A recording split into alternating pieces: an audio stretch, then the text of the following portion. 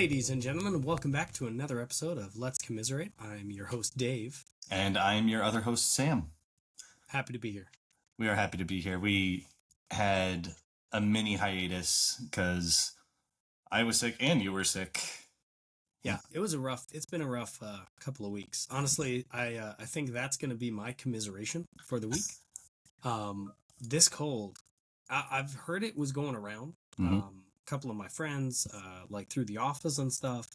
And I was like, I felt really happy to be dodging it for so long.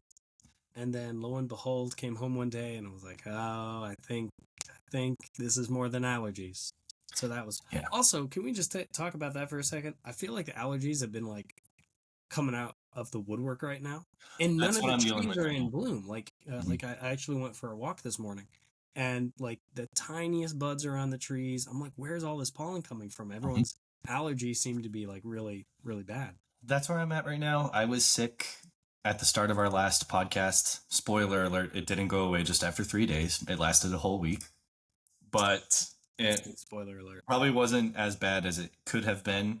But it was just the worst timing because my brother and his wife were coming to visit us for a long weekend. And if it had been, I was close to telling them, guys, we got to reschedule. But then I was like, it's just my brother. I don't care if he gets sick. It's just my family. Who cares? It's just my family. So, you know how family is. Yeah, but they came. We had a great time. I powered through because we had a whole day in the city planned. We went to see Lion King on Broadway, which it was awesome. It was awesome. It was both Samantha and my first time going to a Broadway show, and we got a theater kid and all that you talk about shows and songs and musicals. This was your first ever experience on Broadway. This was, and it was pretty awesome. But it worked out perfectly because I got us, because there was 4 of us. I got us a row of 4 seats in the mezzanine, just 4 seats. So that was awesome. We had a row to ourselves, and being up in the mezzanine. Also, the theaters feel smaller than you would think. So you get there and you realize like there's really no bad view. It's going to be good no matter where you're sitting. But Lion King, especially like the opening number, Circle of Life, they've got the costumes are very, very impressive. Like it exceeded my expectations there. But they've got the animals marching in the aisles of the audience during Circle of Life. There's this giant elephant puppetry costume. But Samantha has I don't want to say phobia, but she is not a fan of adults in those giant costumes like that. Like going into Times Square and you see like Elmo's dressed up and this. She will walk the other way. No, I'm not kidding. Get that away from me. I will call the cops. So a costume of phobia? I've never heard of this. I guess, yeah. And like if they're in suits. Like if I'm just dressed as a Jedi or whatever, she doesn't think anything of it because if she can see a human face, if she can see a human face, then she's not scared. Right, but so she has a furryophobia, I guess.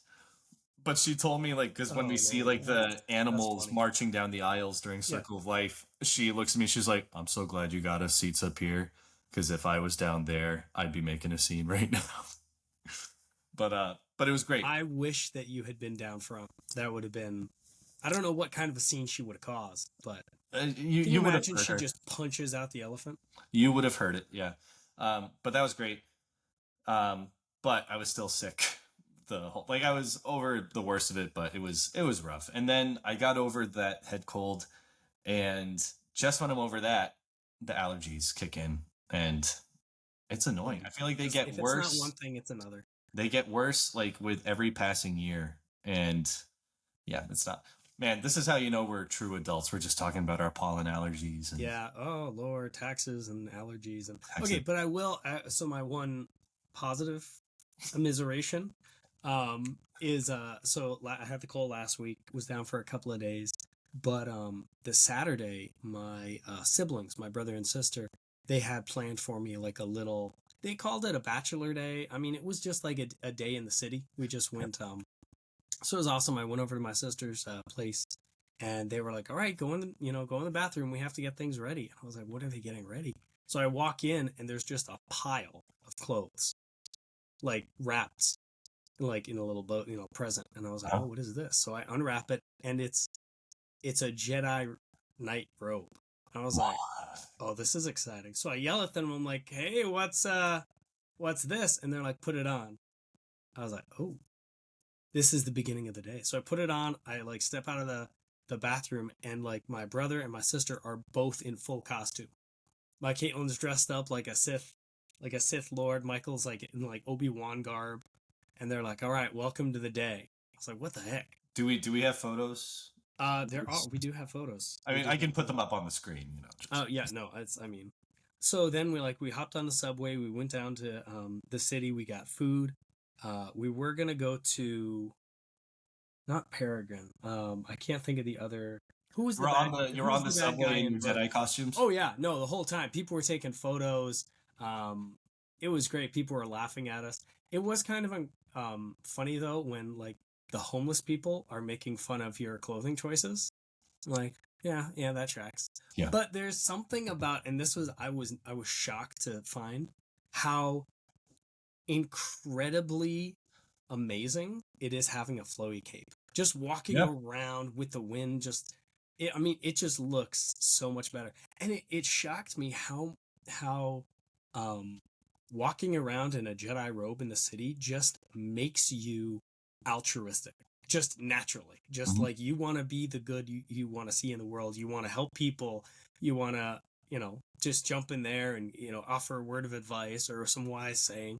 I had to keep reminding myself, I'm like, no, you're not a Jedi. You can't talk like that. No, you can't stop the doors. You can't. I'm like, okay. Thankfully, we went through a lot of automatic doors. So Edna mode, we love Edna mode, but I gotta say the one thing she was wrong about was no capes. Capes are amazing. Yeah. So we went into a Capital One coffee place to get coffee. What? Where did they get this? Just Amazon. It's like just some of like the default costumes they have. That looks awesome. It was great. So then we went out to I don't know where, they wouldn't tell me where we were going. Mm-hmm. So we went out to eat. We got in this hot little diner. They must not have turned their AC on, we got sandwiches and whatever. And you're like wearing a cloak. We called it Dex's Diner just for the sake of Greasy Spoon. Hello, Dex. Yeah. And then we went to an escape room. I wish I looked up the name of the place. It was fantastic. It was probably one of the best escape rooms I've ever done. And it was hilarious having like this just between the three of us. Because like my sister would just go around and do stuff. Caitlin would just like run around and do stuff and not tell us. So then Michael and I were like, where's the thing? And she's like, oh yeah, that's already done. We're like, what? You have to communicate with us. And that's the thing, like you got to be talking at all times. Like where's this? What was the theme of it? It was like some evil corporation is like trying to genetically modify human genomes, so like you have to delete the upload from the internet, otherwise like everyone's gonna die and the world explodes. I was like, okay, cool plot, but basically it just puts you in a room with a bunch of like puzzles and stuff. Yeah. But it was a fantastic mix of, and I told the lady afterward, like there was no, you know how sometimes you walk in and they expect you to know things, like what an Andor cipher is, and it's like no, or what a like a key code, like just there was puzzles. Anyone walking in, like entryway, they're like, oh, we don't expect you to understand military time, so it's just going to be normal time. Or they explain, they have like a little chart on the wall that tells you what the numbers are or what they mean or what the time, and you're like, okay, cool. So it was like very entry level. Anyone could do it and like work through the process and still be able to figure it out. And then we got it done. We had 3 minutes left on the clock. Nice. It was great. We got down to the 7-minute mark and we looked at each other and we're like, we're not walking out of here. We have 5 hints left. We haven't used any. Oh, you haven't used any, yeah. So we're like, just start racking through them. And I think we only did like 1 or 2 hints. And we still got it all done. Well, did you do the escape room with us for my bachelor night?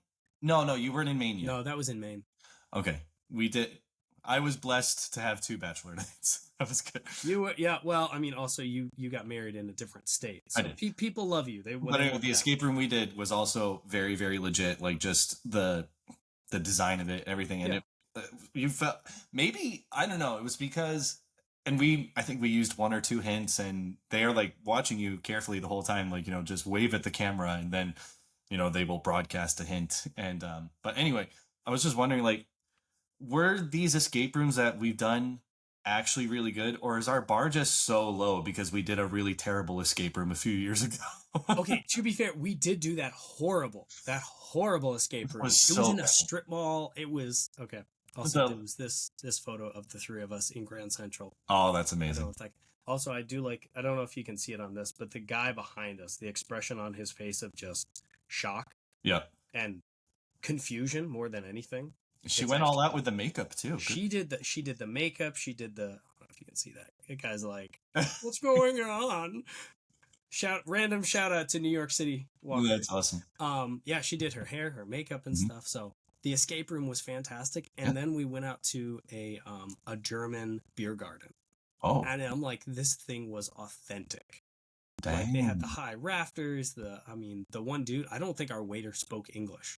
Like, it was broken English, like fully German. It was fantastic. So Michael and I both got the big boots, the big 37-ounce boots, and oh man, as you should.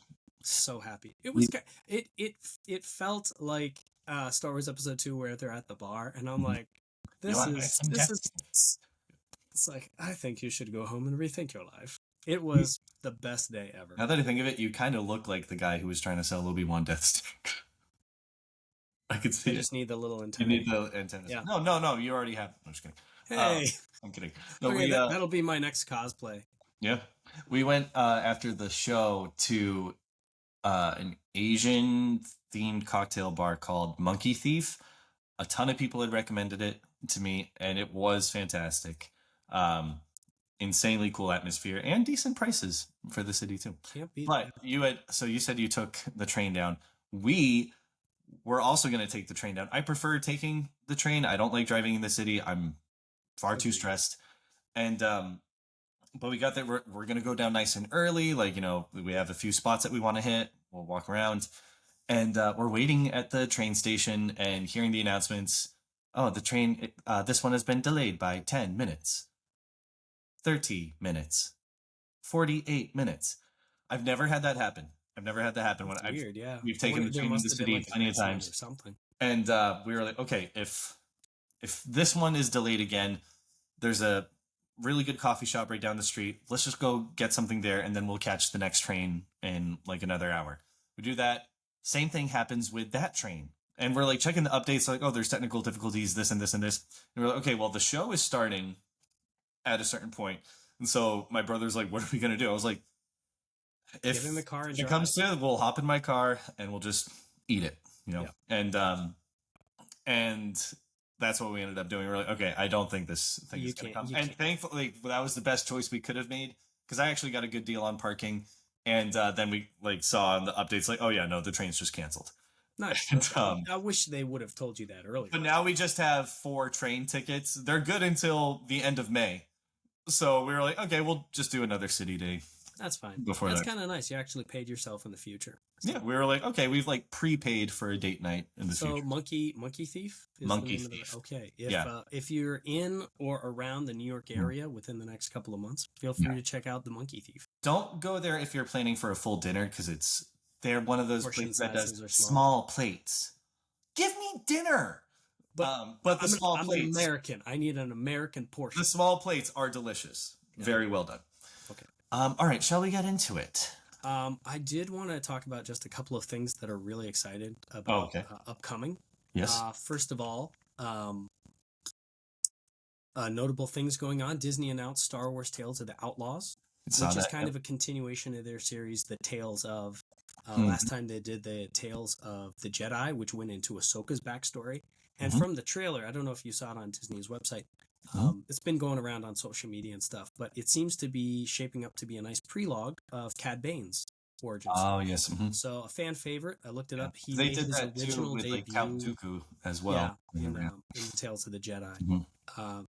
Cad Bane made his original appearance in Star Wars The Clone Wars Season 1, Episode 2, Hostage Crisis as the season finale. So, and he's reappeared in multiple series, multiple episodes and stuff. He came back in Book of Boba Fett, remember that? We don't talk. We don't need to They did him dirty. They did. Did you see the re-edit I sent you that, Rhea. Yeah, we talked about this, I think, on a previous episode. Anyway, looking forward to that. That premieres May 4th. Right, May 4th. May the 4th. Yeah, coming up.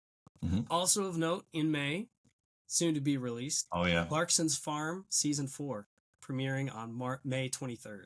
Super excited for that. Wait. This is not Star Wars. This is different. This is Amazon. What was it called? Clarkson's Farm. Clarkson's Farm. I know nothing about this. Okay, so you know the show Top Gear. Yes. You know one of the main actors, Jeremy Clarkson.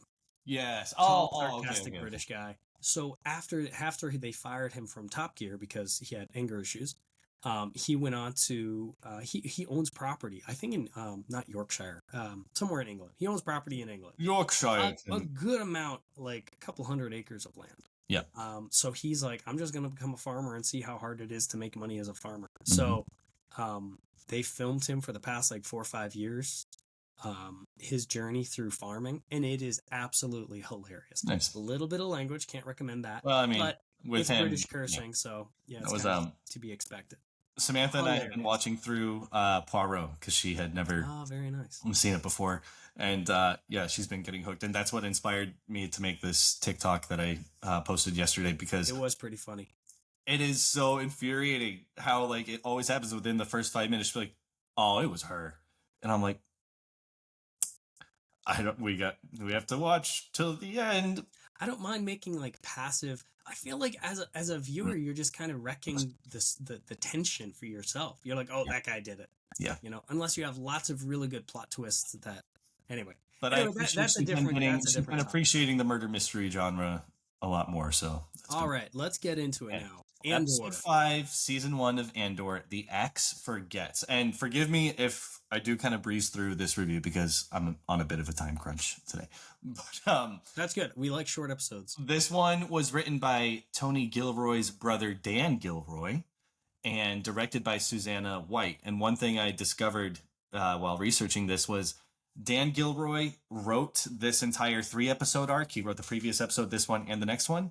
And Susanna White also directed all 3 of these episodes.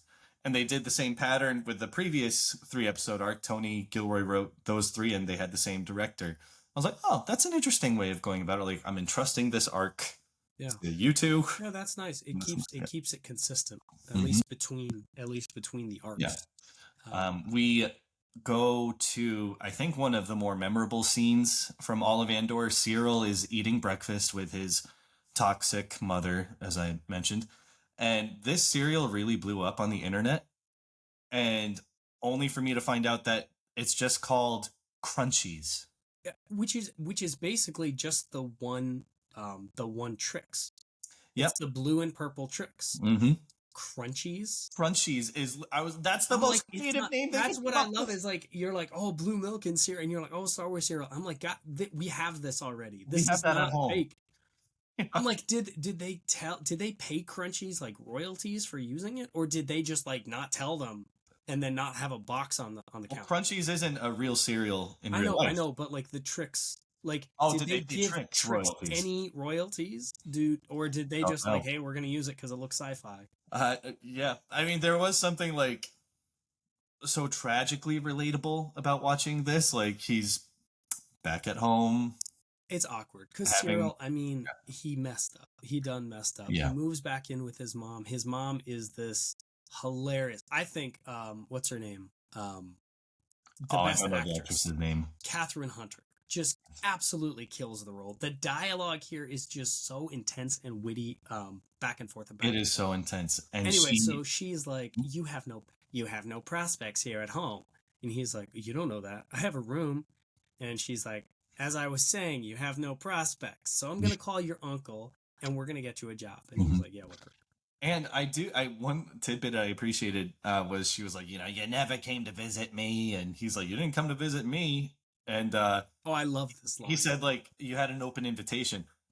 I actually agreed with her on this. She said an open invitation is no invitation at all. She starts with any civilized being understands that an open invitation is no invitation, which I think is really true. I think that she's right. Absolutely. Mm-hmm. Come anytime. Mm-hmm. Please never come. So we go back to Aldhani, Cassian wakes up to find Skeen has gone through all of his stuff, and Cassian's supposed to be okay with that. Like, yeah, what now? What's she gonna do? And Skeen is still very skeptical of. But they have a nice little bonding moment. They talk about their time in Imperial prisons, and then eventually they kind of, this is actually where we get the episode name. Skeen comments that the axe forgets, but the tree remembers. Correct. So Cassian, or Clem at this point, kind of says, so you're here for the revenge? And Skeen is like, yeah, we're going to do what we can. But I did like to, Skeen's like, oh yeah, I know you're checking out my really cool tattoos. Yeah, look at this barcode one that I got, and this and this. It just made me think. He's like, yeah, your eyes went right here. I'm like, yeah, right put a shirt on. I was like, nope, my eyes were not going there. I promise you. Eyes up here. Eyes up here, Skeen. But it made me think how there are people like that in real life. Like, I know you're checking out my tattoo. Yeah, it's a butterfly, but it's. Yeah, it's really cool butterfly. Like. Whack, I got it. It's just really cool. It's really cool. Anyway, okay, so at this point, they kind of like run through the team, the who's who, why they're here. We cut back to Coruscant. We have a nice little kind of back and forth with following the storyline with Mon Mothma, and we start seeing a whole lot of family drama. It was very. Rita's accusing her of not being part of the family. Mon Mothma's like Mon, I guess. Mon is like pleading the guilty card, like, I can't believe you're hurting me like this. The dad is Perrin is just sitting back and kind of letting things. He's loving it. Oh, absolutely. Yeah. He's like, this needs Leda, to be said. The daughter, she's like, you only want to take me there for looks. You want to look like you're involved. Like the show overall is really good at tension. Even like the Chandrillan set design that they got is well done, and the way it's framed, it shows you how lonely Mon Mothma is in her own home. But yeah, they're giving her a hard time, and she's like, "Forget you guys. I'm taking my iPad Pro and I'm out of here." But which reminded me, I saw some people complained about Andor feeling like too much like our galaxy. How you see screwdrivers in some scenes, and that's George Lucas wanted to make sure that like there was absolutely nothing from our world represented in Star Wars. I have to research that to see if George Lucas actually said that.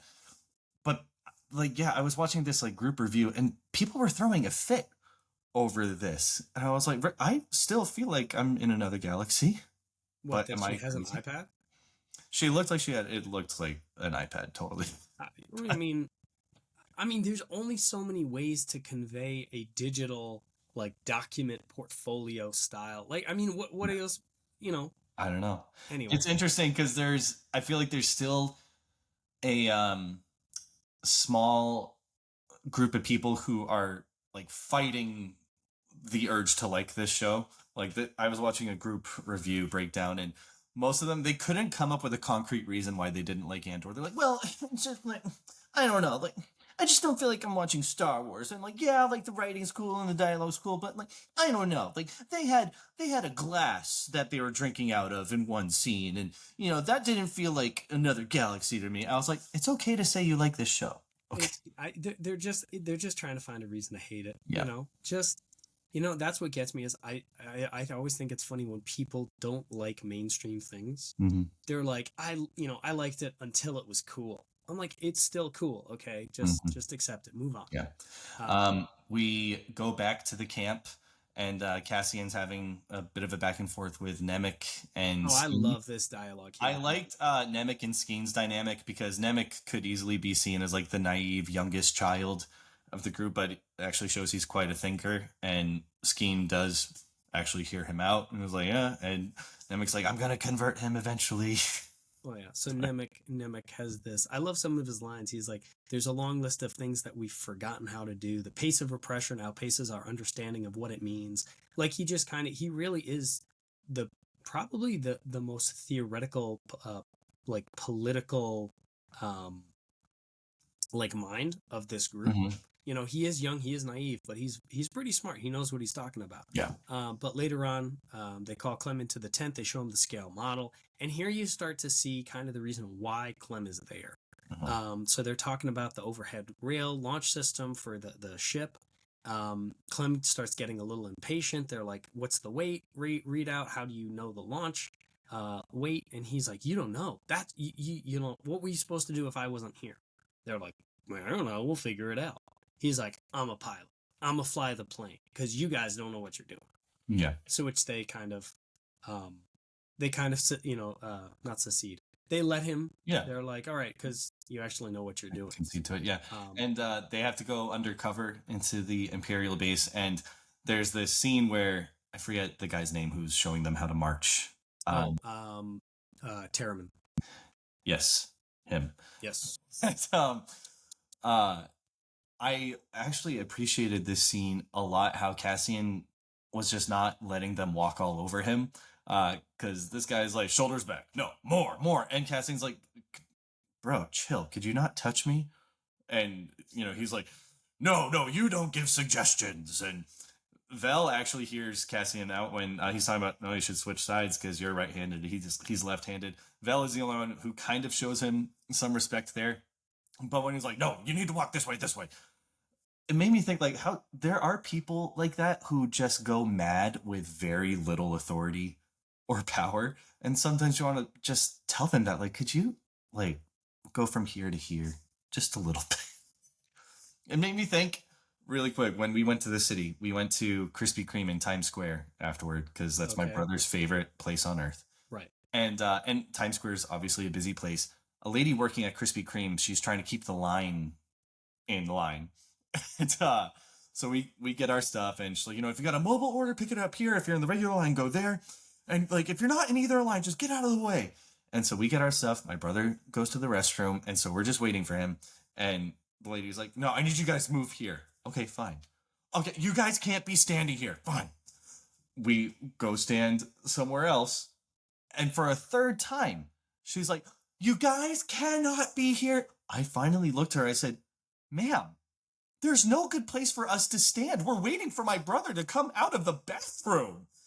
I said it just like that. And she goes, but you are in the line. I said, tell us where to go then, because we've moved 3 times and it's still not good enough. And she's like, I guess here. And I'm like, you've got this tiny umbrella of authority and you're just going mad with it. Let's just relax. No, power corrupts. Mm-hmm. Yeah, it does. Doesn't matter how much. I know you would. Yeah, if you worked in a Krispy Kreme, you'd be telling people where to stand. I was like, are you guys hiring? Anyway. All right, so we cut back to the Imperial ISB base. Deidre admits that if she was a rebel, this is how she would attack the Empire. So her and I don't know the other guy's name. They're like, these attacks are too random to be random. So they're like, okay, so it's got to be an organized random. Mm-hmm.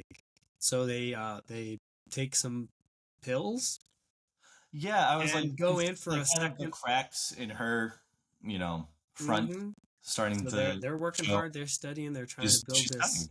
Who wouldn't be? They're trying to build this case for an organized rebellion. So we cut back to Aldhani, and the journey begins. They start marching out, heading for the base. Yeah, and even then, man, this group was just driving me insane. And I don't know if I was just in a bad mood when I watched it, but I remember the first time I watched through this, I was like, Cassie, no, listen to them. They've been planning this. But this second watch, I related more to Cassian because I was like, you guys are doing the most. Like, Scheme, again, is like going through Cassian's stuff. He's moving it, and Cassian's like, what are you doing? He said, I'm moving it. It was in the way. I'm watching. I'm like, in the way of what? Like, just leave him alone. No, and I think that's kind of the point, that they're just, it's the day before, and this leads into one of the biggest blowouts in their little that you can just feel the tension is so high. Every little thing everyone's doing. They're having a campfire. Everybody takes a swig, which, I mean, who wouldn't? And I was like, they're burning through the model that Nemec made. I was like, that's so sad to me.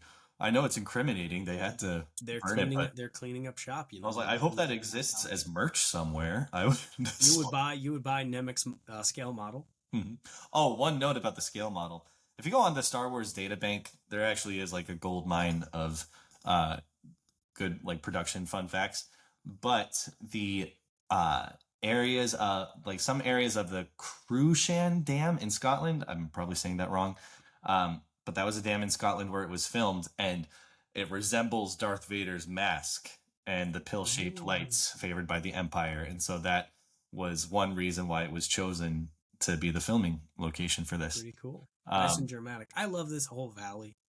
Yeah. There's a couple of scenes where they just build a tension with like TIE fighters flying by. An Imperial Lambda shuttle flies by. So they just kind of build the lore that they're sneaking through up to the base. There's again a lot of tension. Skeen starts throwing accusations. Clem the whole time is still trying to hide this Kyber crystal. Eventually Skeen sees it, snatches it, and he's like, "What are you doing with the $30,000 rock?" Vel is like trying to keep everybody cool, but eventually it comes to a head, and Clem admits he's like, "I'm a mercenary. I'm here for the money," yeah. which makes Skeen kind of validates his paranoia. Nemec is just confused because he's a true believer. Terramin is just kind of there. This whole thing was baffling to me, actually. Like, Skeen is livid that he has something worth 30,000 credits. Apparently, he's of the belief that you need to be poor in order to join the rebellion. You don't believe that you need to be poor to be a seditionist? And, and everybody, like, they're mad. Like, apparently, they seem to believe you need to be motivated by some sob story. And even Vel explained earlier that everybody has their own rebellion. Gorn is basically only in it because I love Gorn. Like, yeah. he lost his girlfriend and decides to burn down the Empire. Yeah. I'm like, this is the best. Made him hate her, which in turn made him hate the Empire. But and Gorn too, he gets some relief when the guys under his command say like, "Hey, can we not work tomorrow? We want to see the lights." Which you can see. You could just have essential personnel only here, and Gorn's like, "Yeah, that's fine by me." Yeah, you can see this whole Gorn is just kind of lining up. Mm-hmm. He's like threatening overtime. He's like, "All right, you're gonna be down here painting tomorrow night," and they're like, "But please," like, they're begging him, like, "Please don't make us work. We understand that like a few essential, cadre of people have to be down here, but please don't let us miss the eye." He's like, "All right, well, you've really talked me into it, but don't let it happen again." All just lining up so that there is few people in the launch bay as possible during the eye. Even down to like when he turns away from them, he's like, yeah. But this scene where like they all corner Cassian, but like, how could you? Again, I loved Cassian in this episode because he's like, yeah, you know what? You people would have come up with something though, no matter what it was. It's the day before the job, and you're all afraid. And they literally are like, no, you are. But I loved how he just calls out their paranoia here, and he says, if you're afraid and you want to back out, then don't make me your scapegoat. I love that bit. He's like, don't use me as an excuse. Cassian, I think, handles this whole situation the best that he can. Yeah. The following couple of scenes, they just kind of wrap up the episode. They have a Coruscant Perrin acknowledges that basically he doesn't know or he's not aware of what Mon Mothma is doing anymore. Mm-hmm. And Mon really doesn't go into it. She's like, yeah, it's a charitable organization I'm setting up, We see Cyril continuing to obsess over Cassian Andor. Yeah. He's got his little hollow disc, and he's just, it's a bit stalkerish, Well, given his home situation, this was the first time that I thought, can you blame him? Like, no, I will literally take anything to get out of this situation. Yes, his mom is entertaining, but would you want her as your mom? That would be a lot. Pretty much. And little fun production tidbit. He has a clone trooper action figure in his room. I was like, yeah, of course Star Wars is going to have his own merch in the... They're going to have Star Wars merch inside the Star Wars universe. It's merchception. It's a Star Wars Merchception. Inception, yeah. And then so it wraps up with Skeen telling his story, how his brother was a farmer, the Empire took his land, he couldn't control it, he couldn't take it, so he drowned himself. Yeah. He was a pepper tree farmer, and a good one at that. Anyway, so that's Skeen's. Apparently everyone has to have a sob story, and that was Skeen's. Yeah, and he's like, they killed my brother, so that makes it okay. And I'm not apologizing. I do like and I think this is a great insight to how guys talk. Skeen is like, that's as close to an apology as you're going to get. And Cassian's like, we're good. It's cool. That's cool. And they're like, all right, cool. I'm pretty sure you and I have had that same exchange. Oh, guaranteed. Guaranteed. So Vel and the other girl. Cinta. Vel and Which Cinta I only leave. remember because when you said her full name earlier in the episode, I thought it sounded like Santa Claus. Yeah. That's terrible. So Vel and Cinta leave on a secret side mission that we still know nothing about. They refuse to tell Clem about. Terramin's in charge, and we have a final cut at Coruscant where Luthen is just basically the anxious father in the maternity ward, just pacing. He can't sit still. His assistant is like, go home, there's nothing you can do. You can tell he'd rather be in on the action. Oh, he is in it to win it. And we do get some fun Easter eggs again. And anytime we're in Luthen's shop, I always find myself, I'm just looking at the background. No, there's so many little Easter eggs.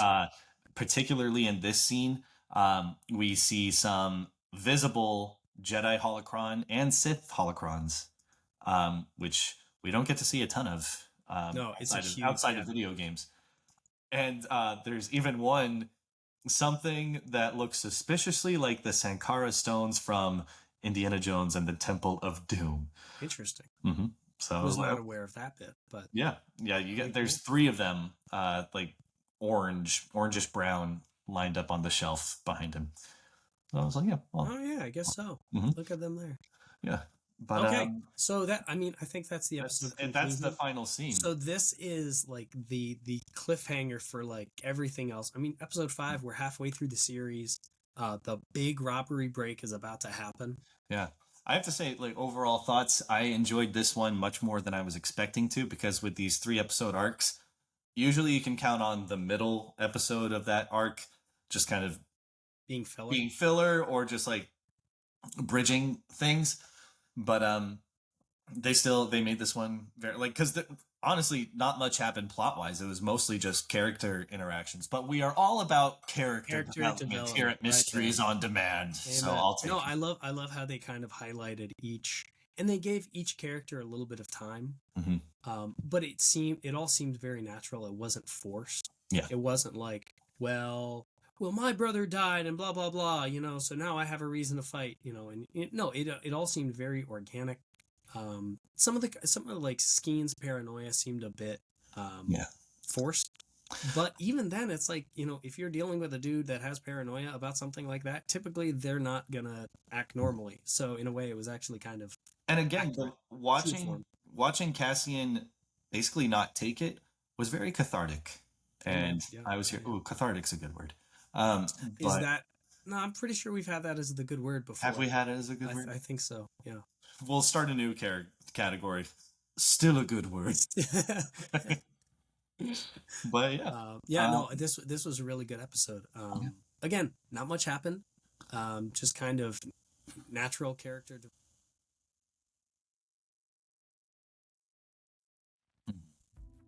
We're excited to see it. And we will be here to review it, folks, next time on Let's Commiserate. Thank you for tuning in.